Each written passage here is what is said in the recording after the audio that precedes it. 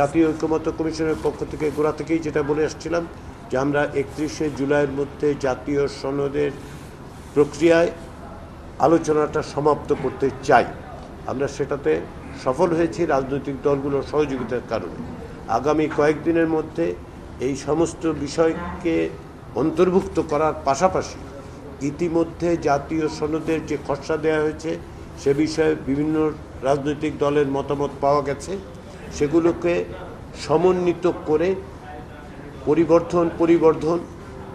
পরিবর্তন ইত্যাদি করে আমরা একটা খসড়া সনদ থেকে একটা পূর্ণাঙ্গ রূপ দেব। সেটি আমরা রাজনৈতিক দলগুলোর সাথে তাদের কাছে পৌঁছে দেব এবং তারই ভিত্তিতে আমরা আশা করছি যে জাতীয় সনদের স্বাক্ষরের ক্ষেত্রে আমরা অগ্রসর হতে পারব। পাশাপাশি একটা প্রশ্ন উঠেছে রাজনৈতিক দলগুলো যেগুলো বাস্তবায়নের পথ কী হবে, সেগুলো নিয়েও বিভিন্নভাবে আলোচনা হবে।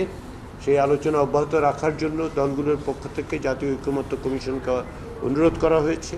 জাতীয় ঐকমত্য কমিশনের পক্ষ থেকে আমরা মনে করি যে কোনো প্রক্রিয়াতে এগুলো বাস্তবায়নের জন্য সুনির্দিষ্ট পথ পদ্ধতি চিহ্নিত করতে হবে। সেই প্রচেষ্টায় রাজনৈতিক দলগুলোর আগ্রহ আছে, আন্তরিকতা আছে। আমরা অনুরোধ করেছি যে তারা নিজেদের মধ্যেও আলাপ আলোচনা অব্যাহত রাখুন। আমাদের পক্ষ থেকে আমরা অনুঘটকের দায়িত্ব পালন করব এবং এর বাইরেও যতটুকু প্রয়োজন, অর্থাৎ সকলকে সমন্বিত করে সকলের সাথে এ বিষয়ে পথ পদ্ধতি নিয়ে আলাপ আলোচনায় আমরা অংশ নেব। তার আগে আমাদের যেটা দরকার সেটা হচ্ছে জাতীয় সনদটা পূর্ণাঙ্গ রূপ দেয়া। আগামী কয়েকদিন ধরে আমরা সেই কাজটাই করব।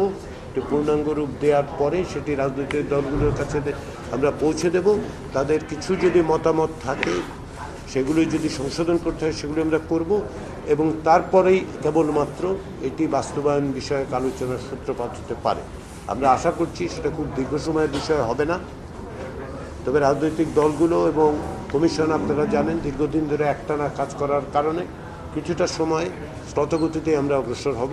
কিন্তু আমরা আশা করছি যে জাতীয় প্রয়োজনের কথা বিবেচনা করে, গুরুত্ব বিবেচনা করে আমরা যতটা দ্রুততার সঙ্গে সম্ভব সনদের পূর্ণাঙ্গ রূপটি রাজনৈতিক দলের কাছে পৌঁছে দিতে চাই।